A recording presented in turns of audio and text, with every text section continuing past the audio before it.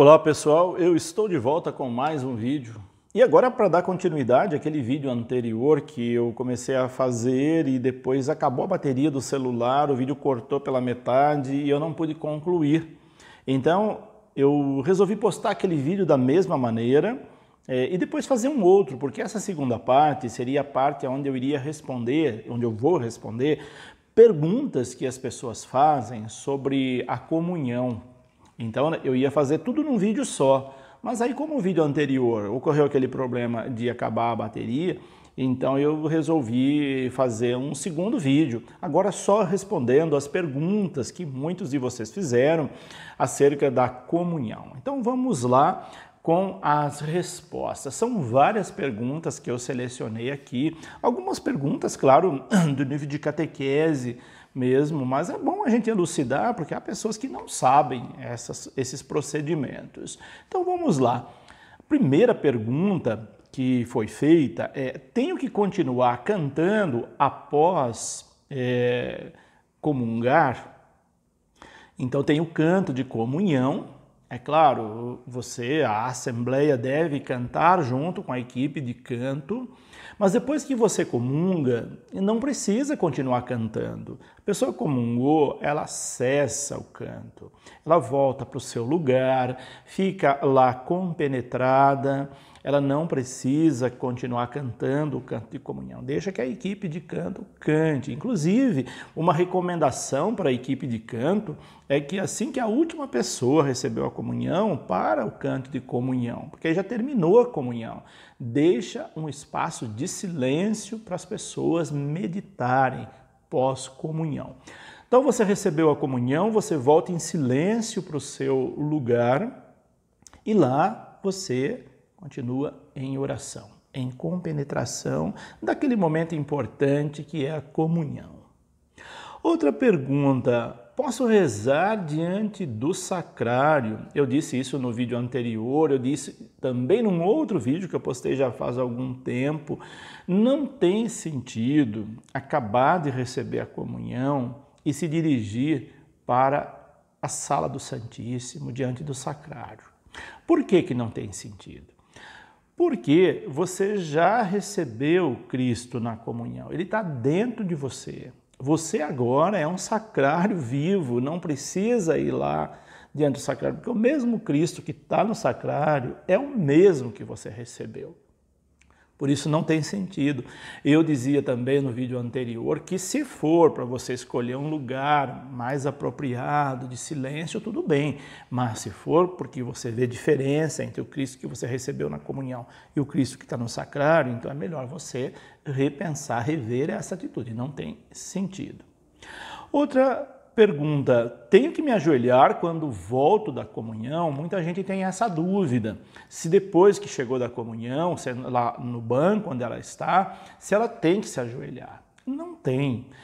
Se você quiser ajoelhar, estar de joelho é uma postura orante, é uma postura adequada, mas nem todas as pessoas têm condição de ajoelhar.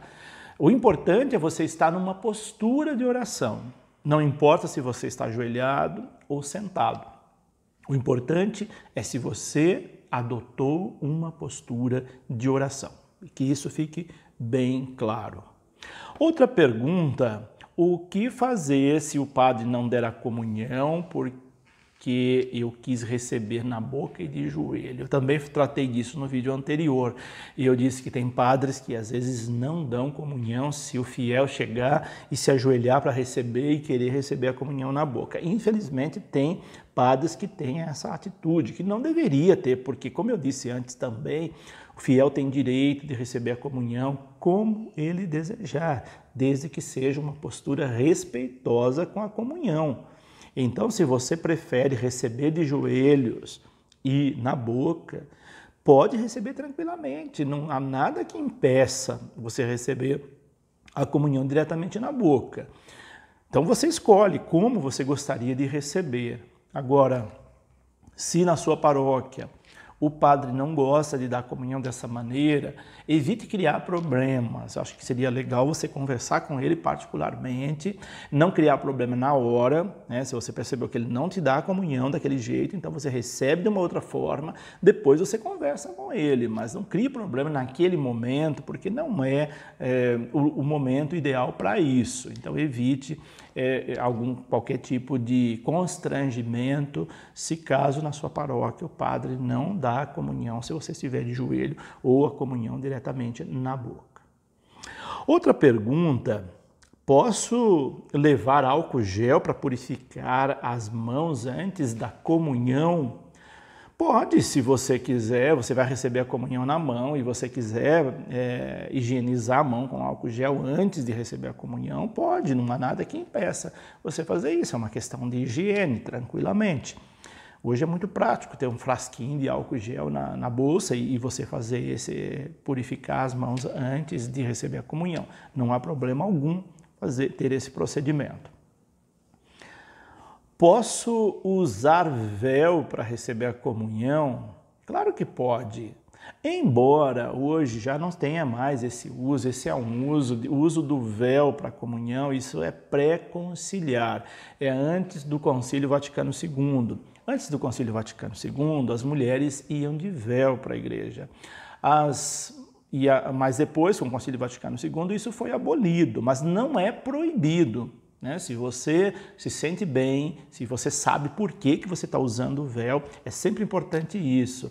Tudo que nós fizermos, saber por que nós estamos fazendo. Então, se você sabe por que você está fazendo isso, não há impedimento, ninguém vai te proibir de você ir para a igreja de véu, receber a comunhão de véu. Fique tranquila com relação a isso. E aí uma outra pergunta que vem muito parecida com essa é: qual a diferença do véu preto e do véu branco?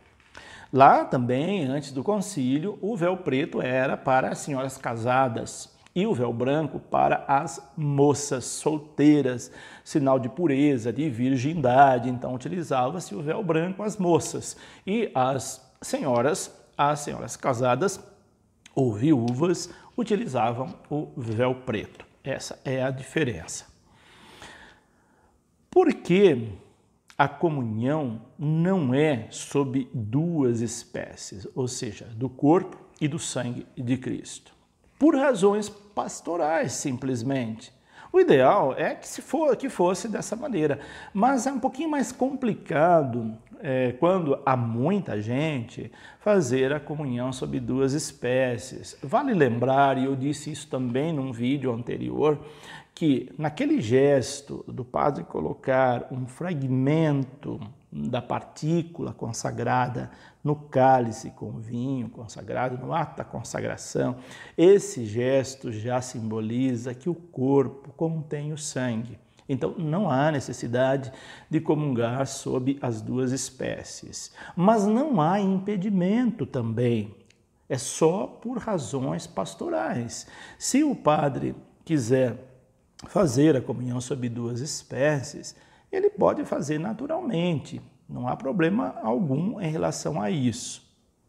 Outra pergunta: pode-se consagrar pão ázimo para a celebração, como por exemplo na Páscoa? Há paróquias que fazem isso, mas não é o mais indicado. Até porque, se você consagra pão ázimo, se você consagra muito pão, lembrando que é Eucaristia depois de consagrado, então pode sobrar, cair fragmentos, as pessoas não terem o mesmo cuidado que tem com a partícula. Então, por prudência, não é aconselhado fazer a consagração de pão ázimo.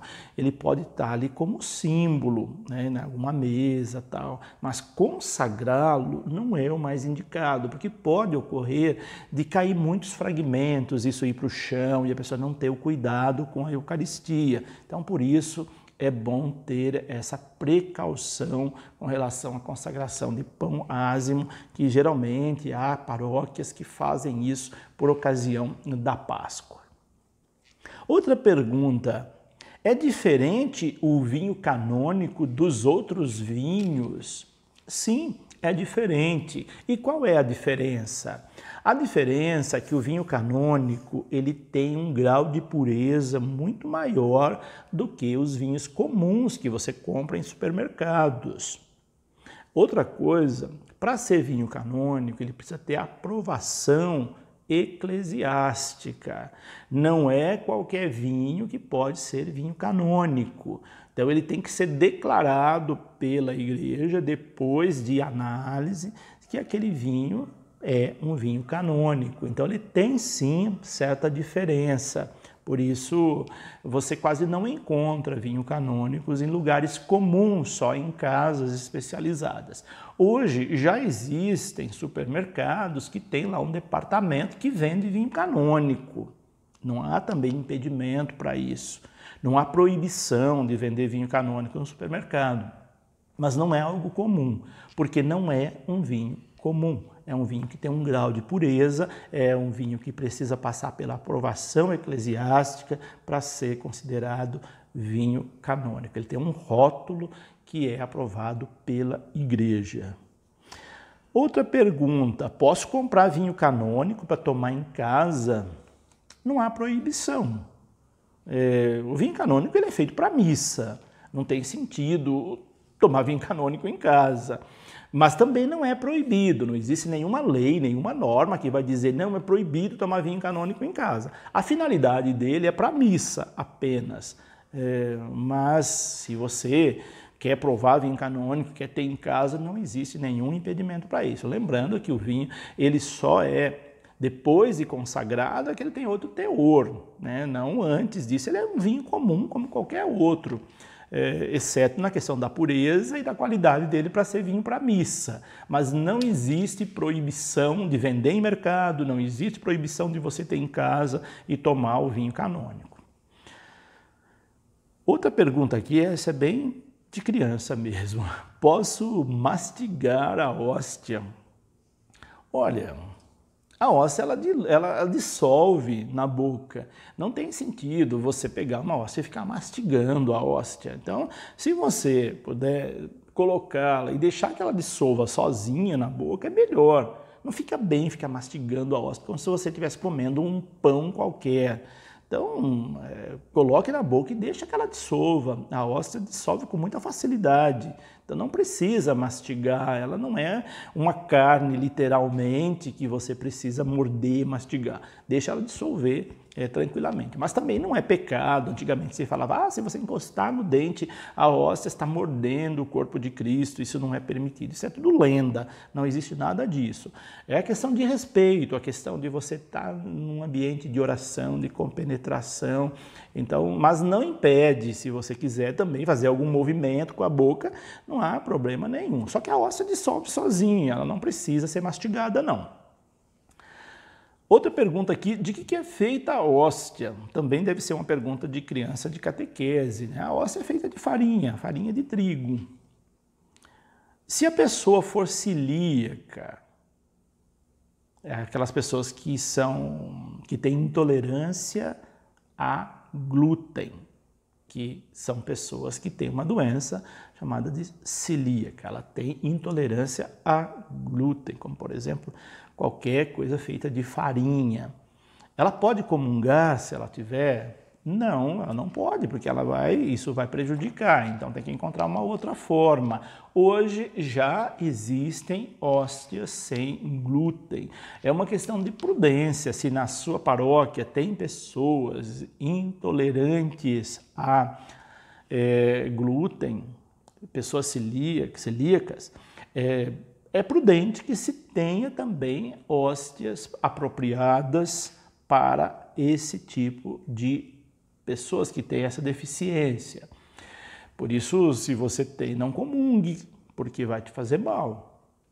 Então você pode comungar também. A outra opção é você comungar só de uma espécie, do sangue de Cristo, e não do corpo de Cristo, ou seja, da Eucaristia. Mas, como eu disse, hoje já tem hóstias que não contêm glúten. Se na sua paróquia tem pessoas assim, ou se você é uma dessas pessoas, procure conversar com o seu pároco, adquirir hóstias sem glúten. Outra pergunta, e se a pessoa for alcoólatra, ela pode comungar sobre duas espécies? Não, porque a pessoa alcoólatra também é uma pessoa doente. Então ela não pode comungar do sangue de Cristo, que é o vinho. Então ela não pode, nesse caso. Por isso que existem vinhos sem álcool, porque também existem padres que têm essa deficiência, que têm essa enfermidade, que é o alcoolismo. Então um padre que se alcoólatra, ele não pode celebrar missa com vinho que contém álcool. Lembrando que o vinho canônico ele tem um alto teor de álcool. Mas existem vinhos sem álcool, justamente para essa finalidade. Ou se a pessoa tem intolerância a álcool, se ela não pode consumir álcool, então é importante celebrar com vinho sem álcool. Existem vinhos canônicos sem álcool para essas situações também. Por isso que é importante aí os mestres não colocar muito vinho. Por exemplo, o padre celebra 5 missas no domingo. Se você encher o cálice de vinho, só nas missas ele vai tomar 5 cálices de vinho. E isso é todo dia. Então é importante pensar nesse aspecto também, porque o índice de padres com alcoolismo também é alto, embora vocês não saibam, mas existem padres alcoólatras. E aí é muito perigoso, porque o padre celebra a missa todo dia tem que tomar vinho. E se toma muito vinho, o organismo vai adquirindo o hábito de consumir álcool e aí pode criar dependência. Então é um cuidado, sempre a prudência de celebrar com um pouquinho vinho. E se tiver alguma deficiência nesse sentido, celebrar com vinho sem álcool. A igreja tem também essa recomendação, essa prudência. Então tenha cuidado com relação a esse aspecto. E aí vem uma outra pergunta relacionada a isso também. O vinho de missa tem álcool? A pessoa pergunta. Claro que tem. O vinho de missa ele é muito parecido com o vinho do Porto. É um vinho com alto teor de álcool, uma gradação de álcool elevada. Por isso não se pode consumir muito. É um vinho doce e é um vinho que contém bastante teor alcoólico. Por isso, então, deve-se tomar com moderação, não colocar muito. Quando você vê o padre pedindo para colocar muito vinho no cálice, fique atento, porque pode ocorrer que esse padre já está dependente de álcool. Então, sempre um pouquinho só de vinho para não evitar esses riscos. Uma outra pergunta, o que fazer com o vinho que sobra na galheta? Para aqueles que não sabem, galhetas são recipientes onde se coloca o vinho e a água. E geralmente se você enche uma galheta de vinho, não vai consumir tudo, tem padres que consomem tudo, mas geralmente sobra, né? Então o que fazer com o vinho que sobra? Se você devolver na garrafa, a probabilidade de estragar o vinho é grande, então coloque sempre, por questão de economia também, coloque sempre a quantia que vai ser consumida na missa, não deixe sobrar vinho na galheta. Mas se sobrar, ele precisa ser consumido ali. Ele não pode ser devolvido para a garrafa, porque ele pode estragar também o restante do vinho que está na garrafa. Ele saiu e depois voltou, então é importante. Coloque a quantia exata que vai ser consumida na missa, mas se porventura sobrar, aí então você pode consumir, os mestres podem consumir, não coroinha. Coroinha não pode tomar bebida alcoólica. Depois, outra pergunta, é verdade que as hóstias consagradas deveriam ser consumidas todas na mesma missa? É verdade. O ideal seria que durante a missa as hóstias que foram consagradas fossem consumidas todas naquela missa, que não ficasse hóstia na reposição, exceto uma quantia para levar para o doente, para pessoas enfermas, mas não tem sentido um sacrário cheio de hóstias consagradas. Na missa, o ideal é que você coloque as hóstias que vão ser consagradas ali para ser consumida naquela missa e não deixar o sacrário abarrotado de hóstias consagradas. Então, isso aí cabe também aos mestres, esse trabalho, essa orientação. Se na sua paróquia tem missa todo dia, ou tem mais de uma missa no dia, não tem sentido consagrar muita hóstia. Consagre aquelas que forem consumidas apenas naquela missa. Esse é o ideal. Uma outra e última pergunta.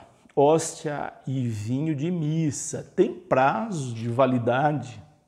Sim, claro que tem prazo de validade. Como qualquer produto hoje tem prazo de validade. Então não compre, não estoque muita hóstia ou muito vinho. O vinho dura muito mais, mas hóstia não dura muito. Então você não pode comprar muitas hóstias e deixar estocada, porque ela vai deteriorar. Então ela tem prazo de validade, ela pode estragar. Então não compre muita hóstia, porque ela estraga muito rápido. Já o vinho tem uma durabilidade maior, mas mesmo assim ele tem prazo de validade também, como qualquer produto. Então são essas perguntas que foram enviadas para mim, que eu selecionei aqui. Se você tem outras perguntas também pode deixar aí embaixo. Se você tiver sugestão de temas para vídeo, também pode deixar aí. Na medida do possível, eu faço um vídeo com o tema que você sugeriu. Eu estou com uma lista grande de temas sugeridos, por isso eu não estou atendendo assim com muita rapidez às sugestões que vocês dão. Outros temas eu avalio e eu vejo que não é pertinente, então eu não faço.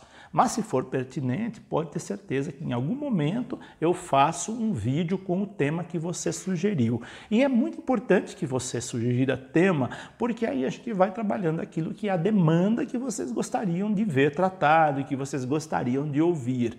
Vale lembrar também que as orientações que eu dou nesse vídeo são orientações de acordo com aquilo que a igreja orienta, o que está nos documentos da igreja, o que está no catecismo da igreja, aquilo que a igreja orienta. Não são invenções, não são coisas que não estão mais em vigor, é aquilo que a igreja orienta hoje. Não pretendo aqui fazer vídeos com orientações falsas, mas com aquilo que a igreja tem orientado. Então pode deixar aí a sua sugestão, sim.